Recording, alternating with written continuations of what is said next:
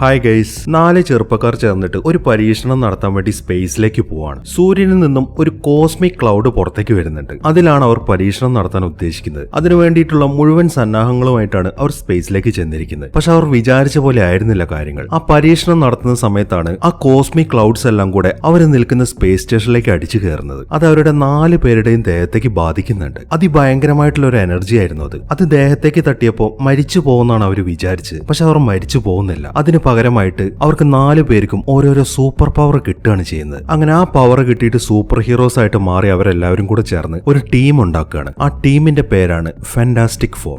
Marvel studios 2005 പുറത്തിറക്കിയ ഈ സിനിമയുടെ കഥയാണ് ഇന്നത്തെ വീഡിയോയിൽ ഞാൻ പറയാൻ പോകുന്നത്.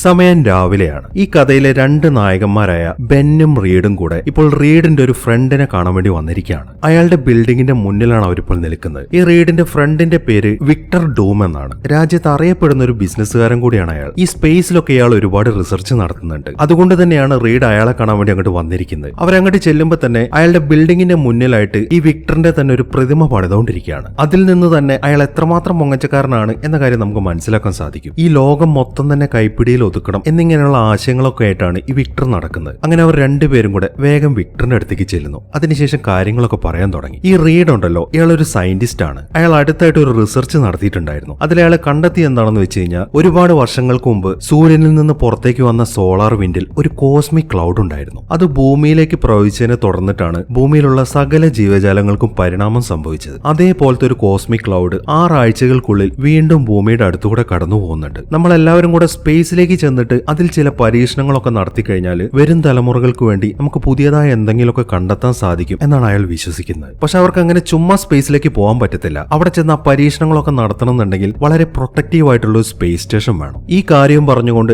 റീഡ് ആദ്യം സമീപിച്ച് നാസയായിരുന്നു. പക്ഷെ നാസക്കാരെന്തോ അയാളിൽ അധികം വിശ്വാസമൊന്നും കാണിച്ചില്ല. അതുകൊണ്ടാണ് റീഡ് ഇപ്പോൾ അയാളുടെ ഫ്രണ്ടായ വിക്ടറിനെ കാണാൻ വേണ്ടി വന്നിരിക്കുന്നത്. ഈ വിക്ടറിന്റെ അടുത്തും വളരെ പ്രൊട്ടക്റ്റീവ് ആയിട്ടുള്ള ഒരു സ്പേസ് സ്റ്റേഷൻ ഉണ്ട്. അത് മനസ്സിൽ കണ്ടുകൊണ്ടാണ് റീഡ് ഈ കാര്യം അയാളുടെ മുന്നിൽ അവതരിപ്പിക്കുന്നത്. അതെല്ലാം കേൾക്കുമ്പോൾ അയാൾക്ക് ശരിക്കും ഇൻട്രസ്റ്റ് തോന്നുന്നുണ്ട്. പക്ഷെ ഒരുപാട് പൈസ ചെലവാക്കേണ്ട കാര്യമാണ്. അതുകൊണ്ട് തന്നെ ഈ ഒരു പരീക്ഷണത്തിൽ എന്ത് ബെനിഫിറ്റ് ഉണ്ടാവുകയാണെന്നുണ്ടെങ്കിലും അതിന്റെ 75% വിക്ടറിന് കൊടുക്കണം എന്നാണ് അയാൾ പറയുന്നത്. അങ്ങനെ കൊടുക്കുകയാണെങ്കിൽ മാത്രമേ അയാളുടെ ആ സ്പേസ് സ്റ്റേഷൻ അനുവദിക്കുള്ളൂ എന്നൊക്കെയാണ് വിക്ടറിന്റെ ഡിമാൻഡ്. അവർ ആ കാര്യങ്ങളൊക്കെ സംസാരിച്ചുകൊണ്ട് നിൽക്കുമ്പോഴാണ് വിക്ടറിന്റെ കമ്പനിയിൽ ജോലി ചെയ്യുന്ന അവിടുത്തെ ജനറ്റിക് റിസർച്ചിന്റെ ഡയറക്ടർ അങ്ങോട്ട് വരുന്നത്. അവളുടെ പേര് സൂസൻ എന്നാണ്. ഈ റീഡിന്റെ മുൻ കാമുകിയായിരുന്നു അവള്. പക്ഷെ ഇപ്പോഴവർ ബ്രേക്കപ്പ് ആയിട്ടിരിക്കുകയാണ്. അങ്ങനെ വിക്ടർ അത്രയ്ക്കൊക്കെ ഡിമാൻഡ് പറയുമ്പോൾ അത് സമ്മതിക്കാന്നല്ലാതെ റീഡിന് മറ്റൊരു വഴിയുമില്ല. അങ്ങനെ ആ സംസാരത്തിന് ശേഷം വിക്ടറുമായിട്ട് അവർ പിരിഞ്ഞു. ഇനി അവരുടെ യാത്രകളുടെ കാര്യങ്ങളൊക്കെ നോക്കുന്നത് സൂസൻ ആണ്. ഈ ബെന്നിനെ പൈലറ്റ് ആയിട്ട് കൊണ്ടുപോകാനാണ് അവർ തീരുമാനിച്ചിരുന്നത്. പക്ഷെ സൂസൻ പറയുന്നത് അവളുടെ ഒരു ബ്രദർ ഉണ്ട്, അവന്റെ പേര് ജോണി എന്നാണ്. നമ്മുടെ മെയിൻ പൈലറ്റ് ആയിട്ട് ജോണി ആയിരിക്കും ഉണ്ടായിരിക്കുക, അവന്റെ അസിസ്റ്റന്റ് ആയിട്ടായിരിക്കും ബെൻ വരിക എന്നുള്ള കാര്യങ്ങളാണ് അവൾ പറയുന്നത്. ഈ ജോണി എന്ന് പറയുന്നത് കുറച്ച് തരികിടയും കാര്യങ്ങളൊക്കെ ആയിട്ട് നടക്കുന്ന ഒരാളാണ്. അതുകൊണ്ട് തന്നെ അയാളെ അസിസ്റ്റ് ചെയ്യണമെന്ന് ആലോചിക്കുമ്പോൾ ബെന്നിന് ചെറിയൊരു ഇഷ്ടക്കേടൊക്കെ ഉണ്ട്. വേറെ നിവൃത്തിയൊന്നും ഇല്ലാത്തതുകൊണ്ട് ബെൻ അതിനെ സമ്മതിക്കുകയും ചെയ്യുന്നു. ഇപ്പൊ നമ്മൾ 3 ഹീറോസിനെ പരിചയപ്പെട്ടു. ഇനി ഒരാൾ മാത്രമാണ് ബാക്കിയുള്ളത്. അവനാണ്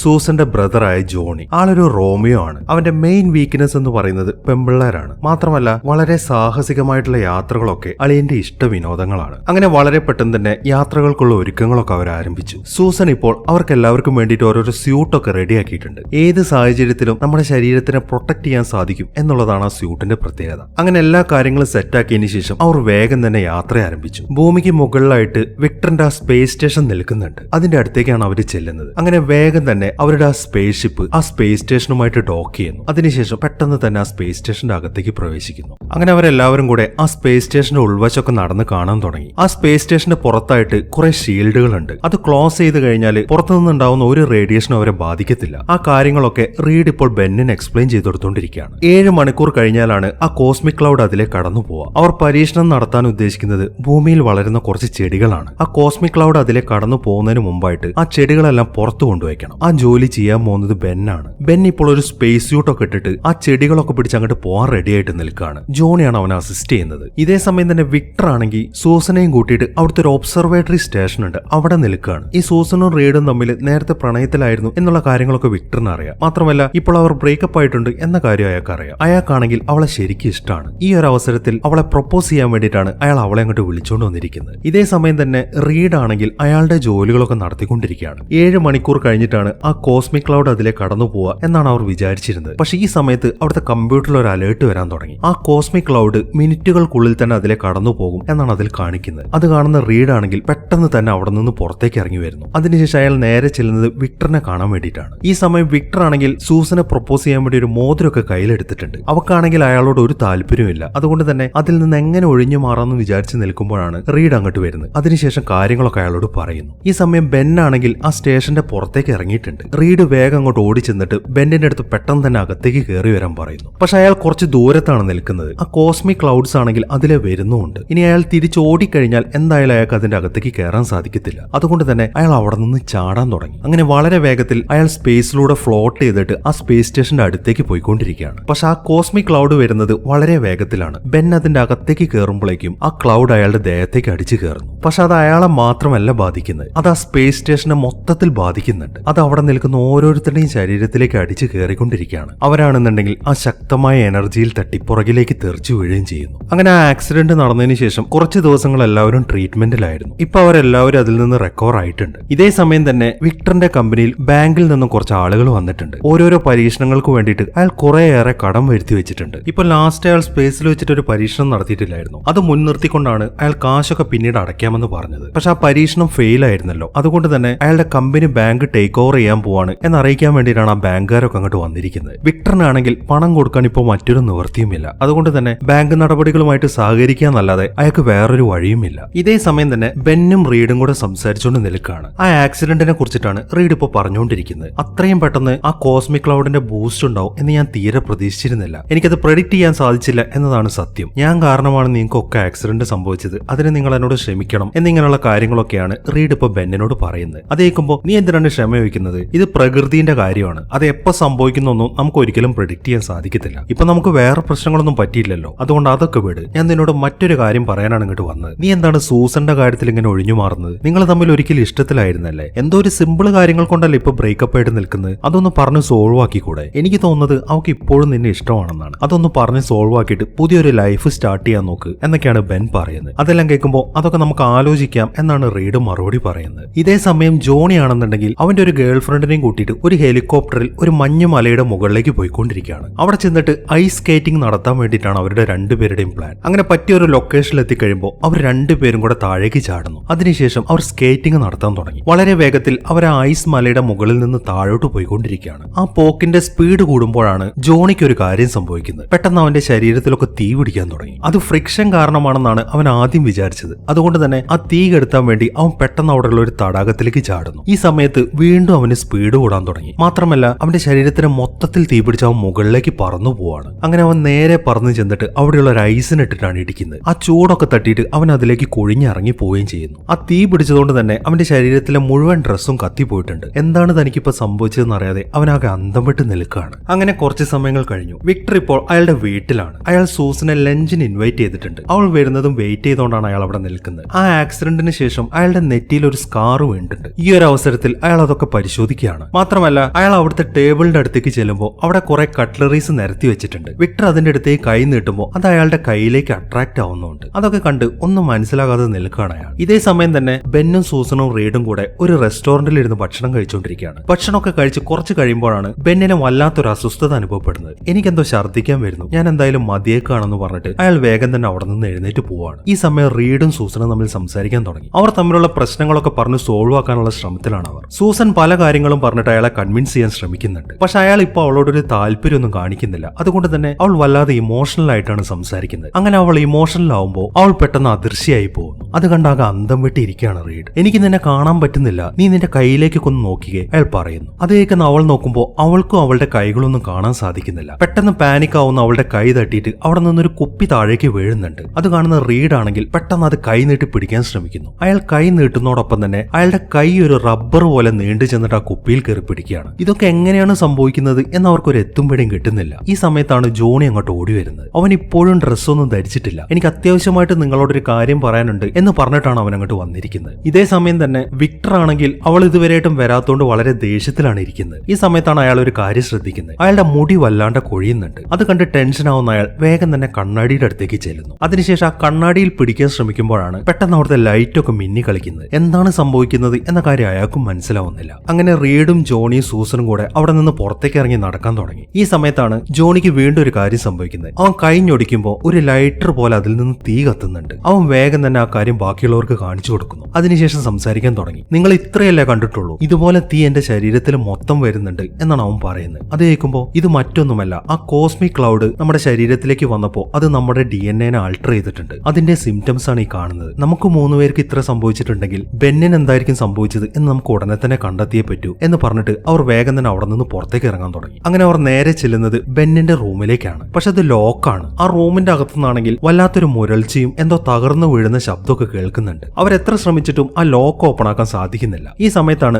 റീഡിന് ഒരു ഐഡിയ തോന്നുന്നത്. അവൻ വേഗം തന്നെ ആ വാതിലിന്റെ താഴെ കൈ വെക്കുന്നു. അതോടൊപ്പം തന്നെ അവന്റെ വിരലുകളൊക്കെ ആ വാതിലിന്റെ അടിയിലൂടെ നീണ്ടു ചെല്ലാൻ തുടങ്ങി. അങ്ങനെ അവന്റെ കൈ മൊത്തത്തിൽ ആ വാതിലിന്റെ അടിയിലൂടെ അകത്തേക്ക് കയറുന്നു. അതിനുശേഷം അവൻ വേഗം തന്നെ ആ ലോക്ക് തുറക്കുന്നു. അങ്ങനെ അവർ ആ റൂമിന്റെ അകത്തേക്ക് കയറി കഴിയുമ്പോഴാണ് ആ ഞെട്ടിക്കുന്ന കാഴ്ച അവർ കാണുന്നത്. ആ റൂമിന്റെ ചുമരുകളൊക്കെ മൊത്തത്തിൽ തകർന്നിട്ടുണ്ട്. അവർ നോക്കുമ്പോൾ ബെൻ അതിലെ പുറത്തേക്ക് ഓടിപ്പോന്നാണ് കാണുന്നത്. അവനിപ്പോൾ സാധാരണ പോലെയല്ല ഇരിക്കുന്നത്, നല്ല സൈസ് ആയിട്ടുണ്ട്. അവരതൊക്കെ നോക്കിക്കൊണ്ട് നിൽക്കുമ്പോഴാണ് വിക്ടർ അങ്ങോട്ട് വരുന്നത്. വിക്ടറിനെ കാണുമ്പോൾ തന്നെ സൂസൻ സംസാരിക്കാൻ തുടങ്ങി. ആ കോസ്മിക് ക്ലൗഡ് ഞങ്ങളുടെ ശരീരത്തിൽ മൊത്തത്തിൽ മാറ്റം വരുത്തിയിട്ടുണ്ട്. ഞങ്ങൾക്ക് എല്ലാവർക്കും ഓരോരോ സിംറ്റംസ് ആണ് കാണിക്കുന്നത്. നിങ്ങൾക്ക് എന്തെങ്കിലും സംഭവിച്ചിട്ടുണ്ടോ അവൾ ചോദിക്കുന്നു. ഈ ഒരു അവസരത്തിൽ വിക്ടർ അതിന് മറുപടി ഒന്നും പറയുന്നില്ല. നിങ്ങൾ എത്രയും പെട്ടെന്ന് ബെന്നിനെ കണ്ടെത്ത് എന്ന് പറഞ്ഞതിന് ശേഷം അയാൾ അവിടെ നിന്ന് പോവാണ് ചെയ്യുന്നത്. അങ്ങനെ സമയം രാത്രിയായി. ബെൻ ഇപ്പോ അവന്റെ വൈഫിനെ കാണാൻ വേണ്ടി അവൾ താമസിക്കുന്ന സ്ഥലത്തേക്ക് ചെന്നിരിക്കുകയാണ്. പക്ഷെ അവന്റെ സൈസ് വലുതായതുകൊണ്ട് തന്നെ അവൻ നേരെ അവളുടെ വീട്ടിലേക്ക് പോകുന്നില്ല, മറിച്ച് ഫോൺ ചെയ്തിട്ട് അവളോട് താഴേക്ക് വരാനാണ് പറയുന്നത്. ഈ സമയം തന്നെ അവന് സൈസ് ആവുന്ന ഒരു കോട്ടൊക്കെ അവൻ സംഘടിപ്പിച്ചിട്ടുണ്ട്. അവൾ അവന്റെ അടുത്തേക്ക് വരുമ്പോൾ അവൻ അവന്റെ രൂപം അവളെ കാണിക്കുന്നു. അത് കാണുന്ന അവളാണെങ്കിൽ ഉറക്കെ നിലവിളിക്കാൻ തുടങ്ങി. മാത്രമല്ല അവൾ നിലവിളിച്ചോണ്ട് അവിടെ നിന്ന് ഓടിപ്പോവുകയും ചെയ്യുന്നു. അതൊക്കെ കണ്ട് അവനാണെങ്കിൽ ആകെ സങ്കടപ്പെട്ട് നിൽക്കുകയാണ്. അങ്ങനെ പിറ്റേ ദിവസമായി. ബെൻ ഇപ്പോൾ അവിടെയുള്ള ഒരു പാലത്തിന്റെ മുകളിലിരിക്കുകയാണ്. അവന്റെ വൈഫ് പേടിച്ചോടിയതൊക്കെ ആലോചിക്കുമ്പോൾ അവന് ശരിക്കും വിഷമമുണ്ട്. അതുകൊണ്ട് തന്നെ അതിനെക്കുറിച്ച് ആലോചിച്ചിട്ടാണ് അവൻ അവിടെ ഇരിക്കുന്നത്. ഈ സമയമാണ് ഒരാൾ ആ പാലത്തിന്റെ മുകളിലേക്ക് വരുന്നത്. അയാൾ അവിടെ നിന്ന് താഴേക്ക് ചാടി ആത്മഹത്യ ചെയ്യാൻ വേണ്ടി വന്നതാണ്. പെട്ടെന്നാണ് അയാൾ ബെന്നിനെ കാണുന്നത്. അത് കാണുന്ന അയാൾ പേടിച്ച് പുറകിലോട്ട് നടക്കാൻ തുടങ്ങി. അയാൾ വളരെ മെലിഞ്ഞൊരു കമ്പിയുടെ മുകളിൽ കൂടെയാണ് നടക്കുന്നത്. അത് കാണുമ്പോൾ ഇനി നീ പുറകിലോട്ട് നടന്നു കഴിഞ്ഞാൽ താഴേക്ക് വീഴുന്നും പറഞ്ഞിട്ട് ബെന്നും അയാളുടെ അടുത്തേക്ക് ചെല്ലുന്നുണ്ട്. പെട്ടെന്നാണ് അയാൾ കാല് തെറ്റി താഴേക്ക് വീഴുന്നത്. ഈ സമയം ബെന്നും താഴെ റോട്ടിലേക്ക് എടുത്ത് ചാടുന്നു. അങ്ങനെ അയാൾ അവിടെ നിന്ന് രക്ഷപ്പെടുത്താൻ ശ്രമിക്കുമ്പോഴാണ് ഒരു വലിയ ലോറി അങ്ങോട്ട് വരുന്നത് കാണുന്നത്. അത് ഉടനെ തന്നെ ഇടിക്കുന്നു മനസ്സിലാക്കുമ്പോൾ ബെന്ന് പെട്ടെന്ന് ശക്തമായിട്ട് അതിനിട്ടൊരു ഇടി കൊടുക്കുന്നു. അതോടൊപ്പം തന്നെ ആ ലോറിയുടെ മുൻഭാഗം മൊത്തത്തിൽ തകർന്നു പോകുന്നുണ്ട്. അങ്ങനെ ആ ലോറി പെട്ടെന്ന് അവിടെ സ്റ്റോപ്പ് ആയപ്പോൾ അതിന്റെ പുറകിൽ വന്ന വാഹനങ്ങളൊക്കെ ആ ലോറിയിൽ വന്ന് ഇടിക്കാൻ തുടങ്ങി. അങ്ങനെ വളരെ വലിയൊരു ട്രാഫിക് ബ്ലോക്ക് ആണ് അവിടെ ഇപ്പോൾ ഉണ്ടായിരിക്കുന്നത്. ഈ സമയത്താണ്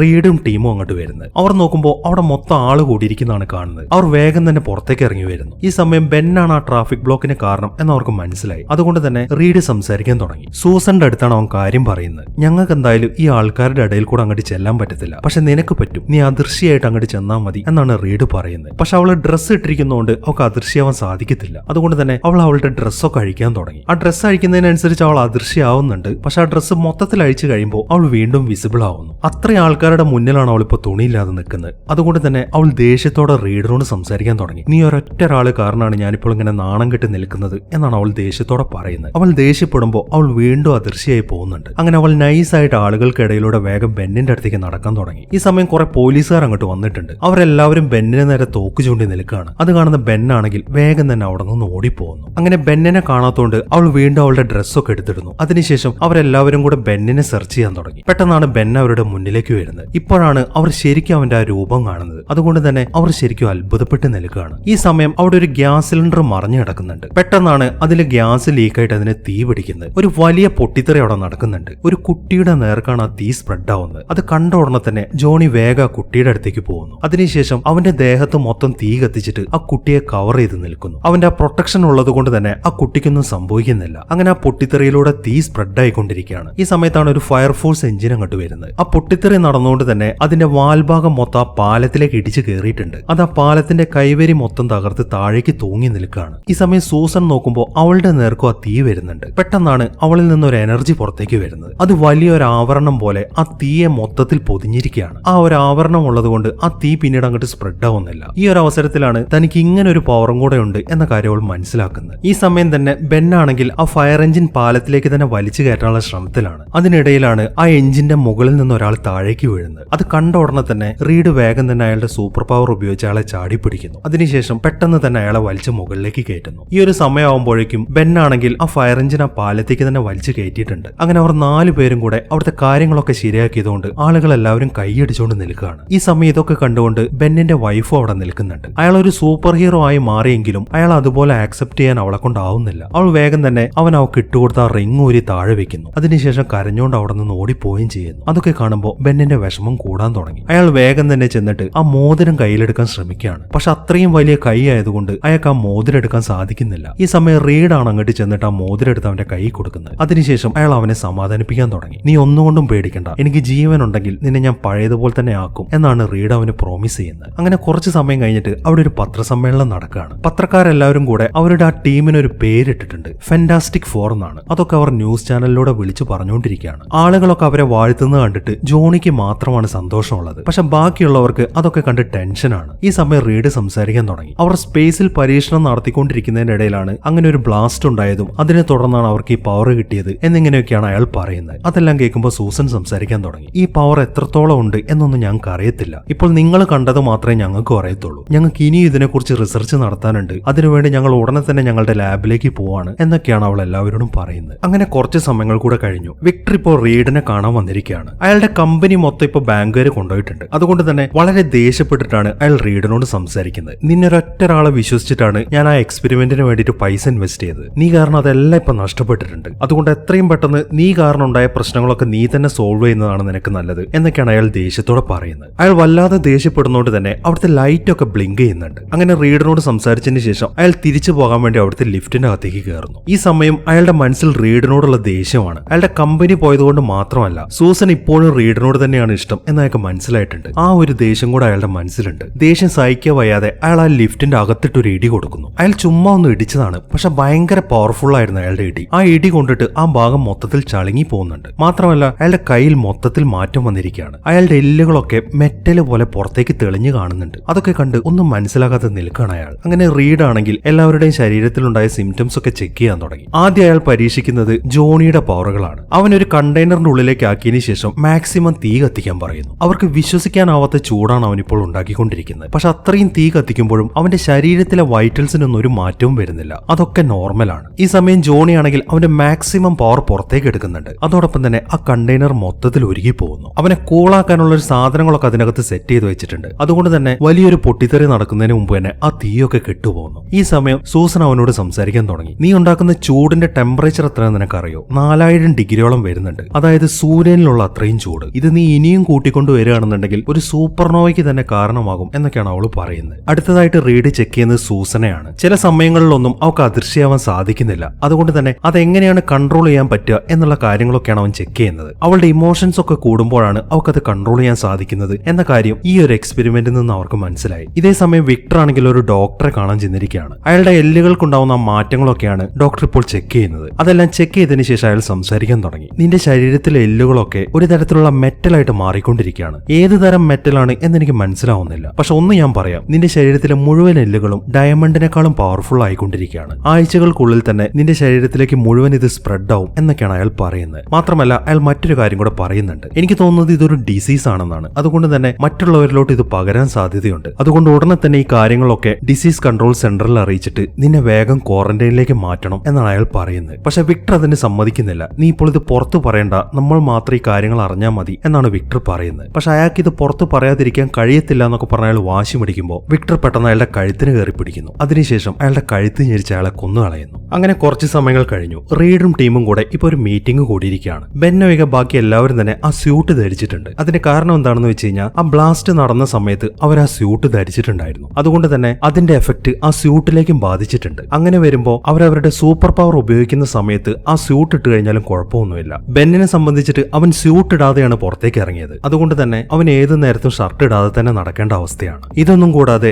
റീഡ് മറ്റൊരു കാര്യം കൂടെ കണ്ടെത്തിയിട്ടുണ്ട്. അതായത് അവരുടെ ശരീരത്തിലേക്ക് ഏറ്റ ആ കോസ്മിക് ക്ലൗഡ് ഉണ്ടല്ലോ, അതിനെ റിവേഴ്സ് ആക്കുന്ന ഒരു സെറ്റപ്പാണ് അയാൾ കണ്ടുപിടിച്ചിരിക്കുന്നത്. അതൊരു കണ്ടെയ്നർ ആണ്. അതിന്റെ അകത്ത് കയറി നിന്നിട്ട് ആ എനർജി അവരുടെ ശരീരത്തിലേക്ക് കടത്തിവിടുകയാണെന്നുണ്ടെങ്കിൽ അവർക്ക് ഇപ്പൊ കിട്ടിയിരിക്കുന്ന പവർ എല്ലാം പോയിട്ട് അവർ പഴയ അവസ്ഥയിലേക്ക് മാറും. എത്രയും പെട്ടെന്ന് തന്നെ എല്ലാവരെയും നോർമൽ അവസ്ഥയിലേക്ക് തിരിച്ചു കൊണ്ടുവരാനാണ് റീഡ് ശ്രമിക്കുന്നത്. ഈ സമയം വിക്ടർ ആണെങ്കിൽ ഒരു ബാത്റൂമിൽ നിൽക്കുകയാണ്. അയാൾക്ക് എന്തൊക്കെയോ വല്ലാത്ത അസ്വസ്ഥതകളൊക്കെ അനുഭവപ്പെടുന്നുണ്ട്. അയാൾ കൈ നീട്ടുമ്പോൾ അവിടുത്തെ സ്വിച്ച് ബോർഡിലെ കറണ്ടൊക്കെ അയാളുടെ കൈകളിലേക്ക് വരാൻ തുടങ്ങി. അതായത് അയാൾക്ക് അതിനകത്തൂടെ കറണ്ടൊക്കെ വലിച്ചെടുക്കാൻ സാധിക്കുന്നുണ്ട്. അങ്ങനെ അയാൾ ആ മുഴുവൻ കറണ്ടും വലിച്ചെടുത്ത് കഴിയുമ്പോൾ അവിടുത്തെ പവർ ഒക്കെ ഓഫ് ആവുന്നു. അങ്ങനെ അയാൾ നേരെ ആ ബിൽഡിംഗിൽ നിന്ന് പുറത്തേക്ക് ഇറങ്ങുന്നു. ഈ സമയത്താണ് അയാളുടെ സ്ഥാപനങ്ങളൊക്കെ പിടിച്ചെടുത്ത് ആ ബാങ്കിൽ ഒരാളങ്ങോട്ട് വരുന്നത്. അയാൾ നോക്കുമ്പോൾ അവിടുത്തെ ലൈറ്റ് ഒക്കെ മിന്നി കളിക്കുന്നുണ്ട്. എന്താണ് സംഭവിക്കുന്നതെന്ന് അയാൾക്ക് മനസ്സിലാവുന്നില്ല. ഈ സമയത്താണ് വിക്ടർ അയാളുടെ അടുത്തേക്ക് ചെല്ലുന്നത്. പെട്ടെന്ന് തന്നെ വിക്ടർ അയാളുടെ നേർക്ക് ഫയർ ചെയ്യുന്നു. അതെല്ലാം അയാളുടെ നെഞ്ച് തുളച്ചിട്ടാണ് അപ്പുറത്തേക്ക് പോകുന്നത്. അതോടൊപ്പം തന്നെ അയാൾ മരിച്ചു വീഴുകയും ചെയ്യുന്നു. അങ്ങനെ കുറച്ച് സമയങ്ങൾ കഴിഞ്ഞു. റീഡ് ഇപ്പോൾ ആ കണ്ടെയ്നറിന്റെ പണിയൊക്കെ തീർക്കാനുള്ള ശ്രമത്തിലാണ്. റീഡിനും സൂസനും ബെന്നിനും അവരുടെ പഴയ ലൈഫിലേക്ക് തന്നെ തിരിച്ചു പോകാനാണ് ആഗ്രഹം. പക്ഷെ ജോണിയെ സംബന്ധിച്ചിട്ട് അവന്റെ ആ പവർ നഷ്ടപ്പെടുത്താൻ അവനൊരു താല്പര്യമില്ല. അതുകൊണ്ട് തന്നെ അവരറിയാതെ അവൻ ആ സ്ഥലത്ത് നിന്ന് പുറത്തേക്ക് ഇറങ്ങിയിട്ടുണ്ട്. അവൻ നേരെ ചെല്ലുന്നത് ഒരു ബൈക്ക് സ്റ്റണ്ടിങ് നടക്കുന്ന സ്ഥലത്തേക്കാണ്. അതിനുശേഷം അവൻ ഒരു ബൈക്ക് എടുത്തിട്ട് അവിടെ നിന്ന് ജമ്പ് ചെയ്യാൻ തുടങ്ങി. ഓൾറെഡി ഫാന്റാസ്റ്റിക് ഫോർ എന്ന പേരിൽ അവൻ ഫേമസ് ആണല്ലോ. അതുകൊണ്ട് തന്നെ അവന്റെ ആ ജമ്പിംഗ് ഒക്കെ കണ്ടിട്ട് ആൾക്കാരൊക്കെ കൈയടിച്ചുകൊണ്ടിരിക്കുകയാണ്. പെട്ടെന്നാണ് അവൻ ആ ബൈക്ക് തന്നെ താഴേക്ക് വീഴുന്നത്. ഈ സമയം അവൻ ആ ബൈക്ക് കയറി പിടിക്കാൻ നേരത്ത് അവന്റെ ദേഹത്ത് തീ കത്താൻ തുടങ്ങി. അതോടൊപ്പം തന്നെ അവന് പറക്കാനും സാധിക്കുന്നുണ്ട്. പക്ഷെ അവന് കൂടുതൽ ദൂരം പറന്നു പോകാൻ സാധിക്കുന്നില്ല. പെട്ടെന്ന് തന്നെ അവൻ തട്ടി താഴേക്ക് വീഴുകയും ചെയ്യും. പക്ഷെ അവൻ കുറച്ചു നേരം പറന്നല്ലോ. അതൊക്കെ കണ്ട് ആൾക്കാരെല്ലാം ആർപ്പ് വിളിച്ചുകൊണ്ട് നിൽക്കുകയാണ്. ഇതെല്ലാം ടിവിയിൽ കാണിക്കുന്നുണ്ട്. അവൻ അവിടെ നിന്ന് ചാടിപ്പോയത് കണ്ട് റീഡും ടീമും ആകെ ദേഷ്യത്തിൽ നിൽക്കുകയാണ്. ഈ സമയം ജോണി ആണെങ്കിൽ അവിടുത്തെ മൈക്കിൽ സംസാരിക്കാൻ തുടങ്ങി. ഫാന്റാസ്റ്റിക് ഫോറിലെ ഓരോരോ ആളുകൾക്കും അവൻ ഓരോരോ പേരിട്ടിട്ടുണ്ട്. ആ പേരുകളൊക്കെയാണ് അവനിപ്പോ പറഞ്ഞുകൊണ്ടിരിക്കുന്നത്. അതായത് റീഡിന് അവൻ ഇട്ടിരിക്കുന്ന പേര് മിസ്റ്റർ ഫാന്റാസ്റ്റിക് എന്നാണ്. സൂസൻ ഇട്ടിരിക്കുന്ന പേര് ഇൻവിസിബിൾ ഗേൾ എന്നാണ്. ബെന്നിനാണെങ്കിൽ ദ തിങ് എന്നാണ് അവൻ വിളിക്കുന്നത്. അവന്റെ പേര് ഹ്യൂമൻ ടോർച്ച് എന്നിങ്ങനെയുള്ള പേരുകളൊക്കെയാണ് അവൻ പറയുന്നത്. അവന്റെ ആ സംസാരമൊക്കെ കാണുമ്പോൾ റീഡിനും ടീമിന് ശരിക്കും ദേഷ്യം വരുന്നുണ്ട്. അതുകൊണ്ട് തന്നെ അവർ വേഗം ഗെയിം നടക്കുന്ന സ്ഥലത്തേക്ക് ചെല്ലുന്നു. ബെൻ ആണെങ്കിൽ ശരിക്കും ദേഷ്യത്തിലാണ് നിൽക്കുന്നത്. അവരവിടേക്ക് ചെല്ലുമ്പോൾ ജോണിയുടെ കാർ അവിടെ കിടക്കുന്ന അവൻ കാണുന്നുണ്ട്. അവൻ പെട്ടെന്ന് തന്നെ ആ കാറെല്ലാം ചവിട്ടിക്കൂട്ടി ഒരു ബോൾ പോലെ ആക്കി വെക്കുന്നു. അതൊക്കെ കണ്ടുകൊണ്ടാണ് ജോണി പുറത്തേക്ക് വരുന്നത്. അവന്റെ കാർ ആ അവസ്ഥയിലാക്കിയത് കാണുമ്പോൾ അവൻ പെട്ടെന്ന് ബെന്നിന് നേരെ ഫയർ ചെയ്യുന്നു. അത് കാണുന്ന ബെന്നാണെങ്കിൽ ഓടിച്ചെന്ന് ജോണിക്കിട്ട് ഒരൊറ്റ ഇടി കൊടുക്കുന്നു. അവൻ ഇടിക്കുന്നതിന് മുമ്പേ റീഡ് അവന്റെ ഇടയിൽ കയറുന്നുണ്ട്. അതുകൊണ്ട് ആ ഇടി അവന്റെ വയറും തുളച്ച് കയറിയിട്ടാണ് ജോണിക്കിട്ട് കൊള്ളുന്നത്. അതോടൊപ്പം തന്നെ അവൻ പുറകിലേക്ക് തെറിച്ചു വീഴുകയും ചെയ്യുന്നു. ഈ സമയം അവൻ ദേഷ്യത്തോടെ വീണ്ടും ബെന്നിന്റെ അടുത്തേക്ക് വരാൻ തുടങ്ങുമ്പോൾ സൂസൻ അതിന്റെ ഇടയിൽ കയറുന്നു. അവൾ തടഞ്ഞതുകൊണ്ട് മാത്രമാണ് അവർ തമ്മിലുള്ള ഫൈറ്റ് അവസാനിച്ചത്. അങ്ങനെ സമയം രാത്രിയായി. വിക്ടർ ഇപ്പോൾ അവന്റെ ശത്രുക്കളെ മൊത്തം കൊന്നൊടുക്കിയിട്ടുണ്ട്. ഇനിയിപ്പോൾ അവന് തീർക്കാനുള്ളത് റീഡിനെയും ടീമിനെയും ആണ്. റീഡിനെ ഇല്ലാതാക്കിയെങ്കിൽ മാത്രമേ സൂസൻ അവന് കിട്ടുള്ളൂ. പക്ഷെ അങ്ങനെ എളുപ്പത്തിൽ റീഡിനെ തീർക്കാൻ പറ്റത്തില്ല. അവന്റെ കൂട്ടത്തിലുള്ള ആളുകളാണ് പ്രശ്നം. അതുകൊണ്ട് തന്നെ അവരെല്ലാവരെയും ഒഴിവാക്കാൻ വേണ്ടി അവൻ ഓരോരോ സാധനങ്ങൾ സംഘടിപ്പിക്കാനുള്ള ശ്രമത്തിലാണ്. അങ്ങനെ കാര്യങ്ങളൊക്കെ സെറ്റാക്കിയതിനു ശേഷം വിക്ടർ നേരെ ചെല്ലുന്നത് ബെന്നിനെ ഒറ്റയ്ക്ക് കാണാൻ വേണ്ടിയിട്ടാണ്. ബെൻ ഇപ്പോൾ ഒരു റെസ്റ്റോറന്റിലാണ് ഇരിക്കുന്നത്. അവന്റെ അടുത്ത് എത്തിയതിനു ശേഷം വിക്ടർ ഓരോരോ കാര്യങ്ങളൊക്കെ അവനോട് പറയാൻ തുടങ്ങി. ശരിക്കും പറയുകയാണെങ്കിൽ അവനെ തിരിപ്പിക്കാനാണ് അയാൾ ശ്രമിക്കുന്നത്. അതായത് റീഡ് ഒരാൾ കാരണമാണ് നീ ഈ കോലത്തിലായത്, എന്നിട്ട് അവൻ നിന്നെ മാറ്റിയെടുക്കാൻ ശ്രമിക്കുന്നുണ്ടോ, അവൻ ഇപ്പോഴും സൂസനുമായിട്ട് പ്രേമിച്ച് നടക്കല്ലേ എന്നിങ്ങനെയുള്ള കാര്യങ്ങളൊക്കെ പറഞ്ഞിട്ടാണ് അയാൾ അവനെ മൂപ്പിച്ചുകൊണ്ടിരിക്കുന്നത്. അയാൾ അങ്ങനെയൊക്കെ പറയുന്ന കേൾക്കുമ്പോൾ അവന്റെ മനസ്സിലും ദേഷ്യം വരുന്നുണ്ട്. അതുകൊണ്ട് തന്നെ അവൻ നേരെ റീഡിനെ കാണാൻ വേണ്ടിയിട്ട് അവന്റെ ലാബിലേക്കാണ് ചെല്ലുന്നത്. അവൻ അവിടെ ഇരിക്കുമ്പോഴാണ് റീഡും സൂസനും കൂടെ അങ്ങോട്ട് വരുന്നത്. അവരുടെ ആ കളിയും ചിരിയൊക്കെ കാണുമ്പോൾ അവന് വീണ്ടും ദേഷ്യം വരാൻ തുടങ്ങി. എന്നെ ഈ കോലത്തിലാക്കിയത് നീ ഒരു ഒറ്റ ഒരുത്തനാണ്, എന്നിട്ട് നീ ഇപ്പോൾ പ്രേമിച്ച് നടക്കുകയാണോ എന്നൊക്കെ ചോദിച്ചിട്ട് അവൻ റീഡുമായിട്ട് പ്രശ്നം ഉണ്ടാക്കാൻ തുടങ്ങി. ആ പ്രശ്നം ഒരു ഫൈറ്റിലാണ് കലാശിക്കുന്നത്. റീഡ് മാക്സിമം അവനെ കൺവിൻസ് ചെയ്യാൻ ശ്രമിക്കുന്നുണ്ട്. പക്ഷെ എന്തൊക്കെ പറഞ്ഞിട്ടും ബെന്ന് കൺവിൻസ് ആവുന്നില്ല. അവൻ റീഡിനെ ഇടിക്കാൻ ശ്രമിച്ചുകൊണ്ടിരിക്കുകയാണ്. അവസാനം സായി കെട്ട് റീഡ് അവന്റെ സൂപ്പർ പവർ ഉപയോഗിക്കുകയാണ്. അതായത് അവൻ അവന്റെ ശരീരം മൊത്തം വലിച്ചു നീട്ടിയിട്ട് ബെന്നിനെ വരിഞ്ഞു മുറുക്കി കളയുന്നു. ബെന്നാണെങ്കിൽ ഇപ്പൊ അനങ്ങാൻ പറ്റാതെ നിൽക്കുകയാണ്. അങ്ങനെ അവൻ അടങ്ങിയെന്ന് കാണുമ്പോൾ റീഡ് അവന്റെ ശരീരത്തിലുള്ള പിടിവിടുന്നു. ഈ സമയം ബെൻ വീണ്ടും സംസാരിക്കാൻ തുടങ്ങി. എന്തായാലും എന്നെ ഈ കോലത്തിലാക്കിയപ്പോൾ നിങ്ങൾക്ക് എല്ലാവർക്കും സമാധാനമായില്ലേ, ഇനി നിങ്ങൾ എൻജോയ് ചെയ്ത് നടക്ക്, ഇനി മേലാൻ എന്നെ വിളിക്കാൻ വരരുതെന്നും പറഞ്ഞിട്ട് അവൻ വേഗം അവിടെ നിന്ന് പോകുന്നു. അവൻ അങ്ങനെയൊക്കെ പറഞ്ഞുകൊണ്ട് തന്നെ റീഡിന് ശരിക്കും വിഷമമായിട്ടുണ്ട്. എത്രയും പെട്ടെന്ന് തന്നെ അവൻ അവന്റെ ആ എക്സ്പെരിമെന്റ് നടത്താൻ തീരുമാനിച്ചിട്ടുണ്ട്. അവൻ അവനിൽ തന്നെയാണ് ആദ്യം പരീക്ഷിക്കുന്നത്. അതിനുവേണ്ടി അവൻ വേഗം തന്നെ ആ കണ്ടെയ്നറിന്റെ അകത്തേക്ക് കയറുന്നു. അതിനുശേഷം പെട്ടെന്ന് തന്നെ അത് ഓണാക്കുന്നു. അത് ഓണാക്കിയ ഉടനെ തന്നെ അവിടുത്തെ കറണ്ട് ഒക്കെ പോകുന്നുണ്ട്. അത് കാണുമ്പോൾ അവിടെ ആ എക്സ്പെരിമെന്റ് നടക്കുകയാണ് എന്ന കാര്യം സൂസന് മനസ്സിലായി. അവൾ വേഗം തന്നെ ആ ലാബിലേക്ക് ഓടി വരുന്നു. ഈ സമയം ആകുമ്പോഴേക്കും റീഡ് ആ കണ്ടെയ്നറും തുറന്ന് പുറത്തേക്ക് ഇറങ്ങുന്നു. പക്ഷെ ആ എക്സ്പെരിമെന്റ് വർക്കൗട്ട് ആയിട്ടില്ല. അവനിപ്പോൾ അവന്റെ ശരീരം കൺട്രോൾ ചെയ്യാൻ സാധിക്കുന്നില്ല. അങ്ങനെ അവൻ ബാലൻസ് ഇല്ലാതെ താഴേക്ക് വീഴുന്നു. ഈ സമയം സൂസൻ വേഗം തന്നെ അവന്റെ അടുത്തേക്ക് ഓടിച്ചെന്ന് എന്താണ് പ്രശ്നം, എന്തുകൊണ്ടാണ് എക്സ്പെരിമെന്റ് ഫെയിൽ ആയതെന്നൊക്കെ ചോദിക്കുന്നു. അത് കേൾക്കുമ്പോൾ ഞാൻ വിചാരിച്ചത്ര പവർ പോരതിന്, ഇത് വർക്കൗട്ട് ആവണമെന്നുണ്ടെങ്കിൽ ഇനിയും ഒരുപാട് പവർ വേണം എന്നാണ് അവൻ മറുപടി പറയുന്നത്. ഈ സമയം തന്നെ അവരുടെ ഈ സംഭാഷണങ്ങളൊക്കെ ഒരു ക്യാമറ വഴി വിക്ടർ കാണുന്നുണ്ട്. കുറച്ചുകൂടെ പവർ കൊടുത്തു കഴിഞ്ഞാൽ ആ മെഷീൻ വർക്കാവും എന്ന കാര്യം അയാൾക്ക് ഇപ്പൊ മനസ്സിലായി. അതുകൊണ്ട് തന്നെ റീഡും സൂസനും അവിടെ നിന്ന് മാറിയപ്പോൾ അവൻ വേഗം തന്നെ ആ ലാബിലേക്ക് ചെല്ലുന്നു. അതിനുശേഷം അവൻ ബെന്നിനെയാണ് അങ്ങോട്ട് വിളിക്കുന്നത്. ബെൻ അങ്ങോട്ട് വരുമ്പോൾ അവൻ സംസാരിക്കാൻ തുടങ്ങി. നിനക്കിപ്പോ പഴയ ബെന്നാവണമെന്നുണ്ടെങ്കിൽ വേഗം തന്നെ ആ കണ്ടെയ്നറിന്റെ അകത്തേക്ക് കയറിക്കോ എന്നാണ് അയാൾ പറയുന്നത്. പഴയ അവസ്ഥയിലേക്ക് മാറാമെന്ന് കേൾക്കുമ്പോൾ അവൻ ഒന്നും പറയാതെ തന്നെ വേഗം കണ്ടെയ്നറിന്റെ അകത്തേക്ക് കയറുന്നു. ഈ സമയം വിക്ടർ വേഗം തന്നെ ആ മെഷീൻ ഓണാക്കുന്നു. അങ്ങനെ അതിന്റെ അകത്തേക്ക് ആ എനർജി ഒക്കെ വന്നുകൊണ്ടിരിക്കുകയാണ്. പക്ഷെ അതിന് പവർ കുറവാണല്ലോ. അതുകൊണ്ട് തന്നെ വിക്ടർ എന്ത് ചെയ്യുന്നു വെച്ച് കഴിഞ്ഞാൽ ആ മെഷീന്റെ എഞ്ചിൻ ഓപ്പൺ ചെയ്തിട്ട് അയാളുടെ പവറും കൂടെ അതിലേക്ക് കടത്തിവിടാൻ തുടങ്ങി. അതോടൊപ്പം തന്നെ ആ എനർജി അയാളുടെ ശരീരത്തിലേക്കും സ്പ്രെഡ് സ്പ്രെഡ് ആവുന്നുണ്ട്. അങ്ങനെ അയാൾ കൂടുതൽ പവർഫുൾ ആയിട്ട് മാറിക്കൊണ്ടിരിക്കുകയാണ്. അങ്ങനെ കുറച്ച് സമയത്തിന് ശേഷം ആ എക്സ്പെരിമെന്റ് ഒക്കെ കഴിഞ്ഞു. ആ കണ്ടെയ്നർ തുറക്കുമ്പോൾ ബെൻ ഇപ്പൊ പഴയ അവസ്ഥയിലാണ് നിൽക്കുന്നത്. അത് കാണുമ്പോൾ അയാൾക്ക് ശരിക്കും സന്തോഷമായി. അയാൾ വേഗം തന്നെ ചെന്നിട്ട് വിക്ടറിന്റെ അടുത്ത് താങ്ക്സ് പറയുന്നു. അത് കേൾക്കുമ്പോൾ നിന്നെ രക്ഷിക്കാൻ വേണ്ടിയിട്ടല്ല ഞാൻ ഇങ്ങനെ ചെയ്തത്, എനിക്ക് കുറച്ചും കൂടെ പവർ ആവശ്യമുണ്ടായിരുന്നു. പിന്നെ നിനക്ക് സൂപ്പർ പവർ ഉള്ള അവസ്ഥയിലാണെങ്കിൽ എനിക്ക് നിന്നെ ഒന്നും ചെയ്യാൻ സാധിക്കത്തില്ല, അതുകൊണ്ട് അത് ഒഴിവാക്കണം എന്നുള്ളത് എന്റെ ആവശ്യമായിരുന്നു. അതിപ്പോ ഞാൻ നടപ്പിലാക്കി എന്ന് പറഞ്ഞതിന് ശേഷം വിക്ടർ അവനെ ഇടിച്ച് തെറിപ്പിച്ച് കളയുന്നു. ഈ സമയത്താണ് ശബ്ദമൊക്കെ കേട്ടിട്ട് റീഡ് അങ്ങോട്ട് ഓടി വരുന്നത്. അത് കാണുന്ന വിക്ടർ അവന് നേരെയും ഫയർ ചെയ്യുന്നു. അതിൽ പെട്ടിട്ട് അവൻ ആ ബിൽഡിങ്ങിന്റെ പുറത്തേക്കാണ് തെറിച്ചു വീഴുന്നത്. അവൻ ഇപ്പോഴും റബ്ബർ പോലെ വലിയുന്നുണ്ട്, പക്ഷെ അവന്റെ ശരീരം കൺട്രോൾ ചെയ്യാൻ സാധിക്കുന്നില്ല. അങ്ങനെ വലിഞ്ഞ് അവൻ ആ ബിൽഡിങ്ങിൽ നിന്ന് താഴേക്ക് വീഴുന്നു. ഈ സമയമാകുമ്പോഴേക്കും വിക്ടറും താഴേക്ക് എത്തിയിട്ടുണ്ട്. അങ്ങനെ റീഡിനെയും വലിച്ചുകൊണ്ട് അവിടെ നിന്ന് പോകാൻ തുടങ്ങുമ്പോഴാണ് അവൻ അവിടെ ഒരു മാസ്ക് കിടക്കുന്നത് കാണുന്നത്. അവൻ വേഗം തന്നെ ആ മാസ്കും എടുത്തിട്ട് റീഡിനെയും വലിച്ചു വെച്ചുകൊണ്ട് അയാളുടെ സ്ഥലത്തേക്ക് പോകുന്നു. ഈ സമയമാകുമ്പോഴേക്കും ജോണിയും സൂസനും കൂടെ ബെന്നിന്റെ അടുത്തേക്ക് എത്തിയിട്ടുണ്ട്. അവരെ കാണുമ്പോൾ ബെന്നുണ്ടായ കാര്യങ്ങളൊക്കെ പറയുന്നു. അതൊക്കെ കേട്ട് എന്ത് ചെയ്യണമെന്ന് അറിയാതെ നിൽക്കുകയാണ് അവർ രണ്ടുപേരും. ഇതേ സമയം വിക്ടർ ആണെങ്കിൽ റീഡിനെയും കൊണ്ടിട്ട് അയാളുടെ ഒരു സ്ഥലത്തേക്കാണ് ചെന്നിരിക്കുന്നത്. അവന്റെ ശരീരം സൂപ്പർ കൂൾ ചെയ്തിട്ട് അവനെ മൊത്തത്തിൽ നശിപ്പിക്കാനാണ് അയാൾ പ്ലാൻ ചെയ്തിരിക്കുന്നത്. അതിനുള്ള സെറ്റപ്പാണ് അയാൾ നടത്തിക്കൊണ്ടിരിക്കുന്നത്. മാത്രമല്ല അയാൾ ഒരു മിസൈൽ കയ്യിലെടുത്തിട്ടുണ്ട്. അയാൾ വേഗം തന്നെ ആ മിസൈൽ എടുത്തിട്ട് ബാക്കിയുള്ളവർ നിൽക്കുന്ന ആ ബിൽഡിങ്ങിലേക്ക് ഷൂട്ട് ചെയ്യുന്നു. ആ മിസൈൽ അങ്ങോട്ട് വരുമ്പോ തന്നെ ജോണിയും സൂസനും അത് കാണുന്നുണ്ട്. അത് ആ ബിൽഡിങ്ങിൽ ചെന്ന് പൊട്ടിത്തെറിക്കുകയാണെങ്കിൽ എല്ലാവർക്കും അത് പ്രശ്നമാണ്. അതുകൊണ്ട് തന്നെ ഈ സമയത്ത് അവനൊരു ഐഡിയ തോന്നുകയാണ്. അവൻ വേഗം തന്നെ ആ ബിൽഡിങ്ങിൽ നിന്ന് താഴേക്ക് എടുത്ത് ചാടുന്നു. അതോടൊപ്പം തന്നെ ആ മിസൈൽ കറങ്ങി തിരിഞ്ഞ് അവന്റെ പുറകെ ചെല്ലാൻ തുടങ്ങി. അങ്ങനെ നേരെ താഴെ എത്തുമ്പോൾ പെട്ടെന്ന് അവന്റെ ദേഹത്ത് മൊത്തം തീ കത്തിച്ചിട്ട് മുകളിലേക്ക് ഉയർന്നു പൊങ്ങാൻ തുടങ്ങി. ഈ സമയത്ത് അവന് പൂർണ്ണമായിട്ടും പറക്കാൻ സാധിക്കുന്നുണ്ട്. അങ്ങനെ ആ മിസൈൽ ഇപ്പോ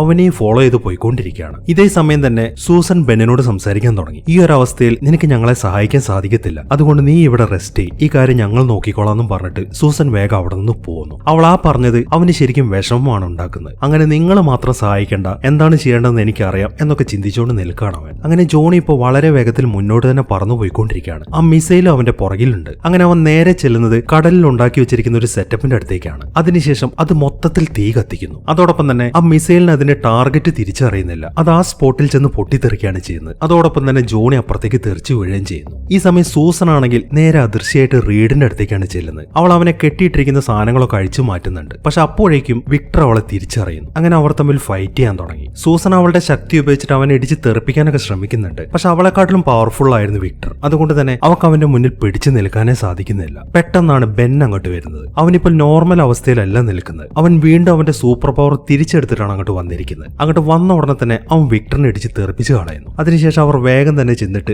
റീഡിനെ അവിടെ നിന്ന് എഴുന്നേൽപ്പിക്കാൻ തുടങ്ങി. ഈ സമയത്താണ് വിക്ടർ വീണ്ടും അങ്ങോട്ട് വരുന്നത്. അത് കാണുന്ന ബെൻ വേഗം തന്നെ വിക്ടറിനെയും പിടിച്ച് ആ ബിൽഡിംഗിൽ നിന്ന് താഴേക്ക് ചാടുന്നു. അതിനുശേഷം അവർ തമ്മിൽ ഫൈറ്റ് ചെയ്യാൻ തുടങ്ങി. ഒരുപാട് നാശനഷ്ടങ്ങൾ സിറ്റിയിൽ അവർ ഉണ്ടാക്കുന്നുണ്ട്. ബെൻ എങ്ങനെയൊക്കെ ഫൈറ്റ് ചെയ്തിട്ടും അവനെ തോൽപ്പിക്കാൻ സാധിക്കുന്നില്ല. ഓരോ തവണ വിക്ടറിനെ അറ്റാക്ക് ചെയ്യാൻ ശ്രമിക്കുമ്പോഴും വിക്ടർ അവനെ ഇടിച്ച് തെറിപ്പിച്ചുകൊണ്ടിരിക്കുകയാണ്. അങ്ങനെ അവനെ ഇടിച്ച് അവശനാക്കിയതിനു ശേഷം വിക്ടർ വേഗം ഒരു കമ്പി എടുത്തിട്ട് അവനെ കുത്താൻ വേണ്ടി അവന്റെ അടുത്തേക്ക് ചെല്ലുന്നു. ഈ സമയമാകുമ്പോഴേക്കും ബാക്കിയുള്ളവരെല്ലാവരും കൂടെ അങ്ങോട്ട് വന്നിട്ടുണ്ട്. അവരെല്ലാവരും കൂടെ അവന്റെ ചുറ്റും നിൽക്കുകയാണ്. ഈ സമയം വിക്ടർ എന്ത് ചെയ്യുന്നു വെച്ച് കഴിഞ്ഞാൽ അവിടെയുള്ള മുഴുവൻ ഇലക്ട്രിസിറ്റിയും വലിച്ചെടുക്കാൻ തുടങ്ങി. അത് വെച്ചിട്ട് അവൻ ഓരോരുത്തരെയായി ഇടിച്ച് തെറിപ്പിച്ചുകൊണ്ടിരിക്കുകയാണ്. പക്ഷെ സൂസന്റെ നേരെ ഫയർ ചെയ്യുമ്പോൾ അവൾ അവളുടെ പവർ വെച്ച് അത് ബ്ലോക്ക് ചെയ്യുന്നുണ്ട്. പക്ഷെ അധിക സമയം അവൾക്ക് അങ്ങനെ ബ്ലോക്ക് ചെയ്ത് നിൽക്കാൻ സാധിക്കുന്നില്ല. അത് കാണുന്ന റീഡ് ആണെങ്കിൽ വേഗം തന്നെ ഒരു ബോൾ പോലെ അവന്റെ അടുത്തേക്ക് ഉരുണ്ട് ചെല്ലുന്നു. അതിനുശേഷം മുകളിലേക്ക് ചാടിയിട്ട് ഒരു റബ്ബർ ഷീറ്റ് ആയിട്ട് മാറുന്നു. അങ്ങനെ അവനെ ചുറ്റി വരിയാൻ തുടങ്ങി. അതിനുശേഷം അവൻ ജോണിയോട് ഒരു കാര്യം പറയുന്നുണ്ട്. എത്രയും പെട്ടെന്ന് തന്നെ ഒരു സൂപ്പർനോവ ഉണ്ടാക്ക് എന്നാണ് അവൻ ജോണിയോട് പറയുന്നത്. അത് കേട്ട ഉടനെ തന്നെ ജോണി അവന്റെ ശരീരത്തിൽ തീ കത്തിക്കാൻ തുടങ്ങി. അതിനുശേഷം അവൻ വിക്ടറിന് ചുറ്റും വട്ടത്തിൽ പറന്നുകൊണ്ടിരിക്കുകയാണ്. ആ തീയൊന്നും പുറത്തേക്ക് സ്പ്രെഡ് ആവാതിരിക്കാൻ വേണ്ടി സൂസൻ അതിനെ കൺട്രോൾ ചെയ്ത് നിർത്തുകയാണ്. അങ്ങനെ കുറെ നേരം തീ കത്തിച്ച് കഴിയുമ്പോൾ വിക്ടർ ആണെങ്കിൽ ഇപ്പോൾ ചുട്ടു പഴുത്ത് നിൽക്കുകയാണ്. ഈ സമയം അവൻ സംസാരിക്കാൻ തുടങ്ങി. ഇത്രയല്ലേ നിങ്ങൾക്ക് ചെയ്യാൻ പറ്റുള്ളൂ, ഇതിൽ കൂടുതൽ നിങ്ങൾക്ക് എന്തെങ്കിലും ചെയ്യാൻ പറ്റുമോ അവൻ ചോദിക്കുന്നു. അത് കേൾക്കുമ്പോൾ ഇത്ര തന്നെ മതി വിക്ടർ, ഈ ചുട്ടു പഴുത്ത് നിൽക്കുന്ന ലോഹത്തിലേക്ക് വെള്ളം അടിച്ചാൽ എന്താണ് ഉണ്ടാവുക എന്ന് നിനക്ക് നന്നായിട്ട് അറിയാമല്ലോ, അതാണ് ഞങ്ങൾ ചെയ്യാൻ പോകുന്നതെന്ന് പറഞ്ഞിട്ട് അവൻ ബെന്നിന്റെ അടുത്ത് വെള്ളം അടിക്കാൻ പറയുന്നു. അത് കേട്ട ഉടനെ തന്നെ ബെൻ വേഗം അവിടെയുള്ള ഒരു പൈപ്പ് പൊട്ടിച്ചിട്ട് അങ്ങോട്ട് വെള്ളം ചീറ്റിക്കാൻ തുടങ്ങി. അത് കണ്ട ഉടനെ തന്നെ റീഡ് വേഗം ഒരു കുഴല് പോലെയായി മാറിയിട്ട് ആ വെള്ളം മുഴുവൻ വിക്ടറിന്റെ ദേഹത്തേക്ക് അടിക്കുന്നു. അങ്ങനെ ആ ചുട്ടു പഴുത്ത് നിൽക്കുന്ന മെറ്റലിലേക്ക് ശക്തമായിട്ട് വെള്ളം വരുമ്പോൾ അവനൊരു പ്രതിമയായിട്ട് മാറിപ്പോവാണ്. അവനിപ്പോ അനക്കമൊന്നുമില്ല. അതുകൊണ്ട് തന്നെ എല്ലാവർക്കും ശരിക്കും സമാധാനമായി. അങ്ങനെ വളരെ കഷ്ടപ്പെട്ട് അവരെല്ലാവരും കൂടെ ചേർന്ന് ആ പ്രശ്നമൊക്കെ സോൾവ് ആക്കിയിട്ടുണ്ട്. ഫാന്റാസ്റ്റിക് ഫോർ വീണ്ടും അവരുടെ ഹീറോയിസ് ഒക്കെ കാണിച്ചു കണ്ട് അവിടെ കൂടിയിരിക്കുന്ന ആളുകളൊക്കെ ഉറക്കെ കൈയടിച്ചുകൊണ്ടിരിക്കുകയാണ്. അങ്ങനെ പ്രശ്നങ്ങളെല്ലാം സോൾവ് ആയി. എല്ലാവരും കൂടെ ചേർന്നിട്ട് ഒരു പാർട്ടി എൻജോയ് ചെയ്തുകൊണ്ട് നിൽക്കുകയാണ്. ഈ ഒരു അവസരത്തിലാണ് റീഡ് സൂസനെ പ്രൊപ്പോസ് ചെയ്യുന്നത്. അവളാണെങ്കിൽ അത് ആക്സെപ്റ്റ് ചെയ്യുകയും ചെയ്യുന്നു. അങ്ങനെ ആ കാര്യങ്ങളൊക്കെ നടക്കുന്നതിനിടയിലാണ് പെട്ടെന്ന് ജോണി ആകാശത്തേക്ക് പറന്നു പോകുന്നത്. അതിനുശേഷം തീ വെച്ചിട്ട് അവരുടെ ടീമിന്റെ എംബ്ലം ആകാശത്ത് വരച്ചു വെക്കുന്നു. അതൊക്കെ കണ്ട് സന്തോഷത്തിൽ നിൽക്കുകയാണ് എല്ലാവരും. ഇതേ സമയം തന്നെ ആ പ്രതിമയായിട്ട് മാറിയ വിക്ടർ ഉണ്ടല്ലോ, അതിനെ എടുത്തിട്ട് വിക്ടറിന്റെ കമ്പനിയിൽ തന്നെയുള്ള ഒരു കണ്ടെയ്നറിലേക്ക് ആക്കിയിട്ടുണ്ട്. ഒരാൾ അയാളുടെ കയ്യിലുള്ള ടാബിൽ അതൊക്കെ മാർക്ക് ചെയ്തുകൊണ്ടിരിക്കുകയാണ്. അതിനിടയിലാണ് ആ ടാബിൽ ഒരു ഇന്റർഫിയറൻസ് വരുന്നത്. അതിൽ നിന്നും വിക്ടറിന് ഇപ്പോഴും ജീവനുണ്ട് എന്ന കാര്യം നമുക്ക് മനസ്സിലാക്കാം. പക്ഷെ ആ ടാബ് പിടിച്ചവന് എന്താണ് സംഭവിക്കുന്നതെന്ന് മനസ്സിലാവുന്നില്ല. അയാളാണെങ്കിൽ വേഗം തന്നെ പുറത്തേക്ക് ഇറങ്ങിയിട്ട് ആ കണ്ടെയ്നർ ക്ലോസ് ചെയ്യുകയും ചെയ്യുന്നു. ആ കണ്ടെയ്നർ ആണെങ്കിൽ ഒരു വലിയ ഷിപ്പിലാണ് ഇരിക്കുന്നത്. അതിപ്പോ ലാറ്റ്വേരി എന്ന സ്ഥലത്തേക്ക് പോയിക്കൊണ്ടിരിക്കുകയാണ്. ഈ ഒരു സീനും കാണിച്ചുകൊണ്ട് ഈ കഥ ഇവിടെ അവസാനിക്കുകയാണ്.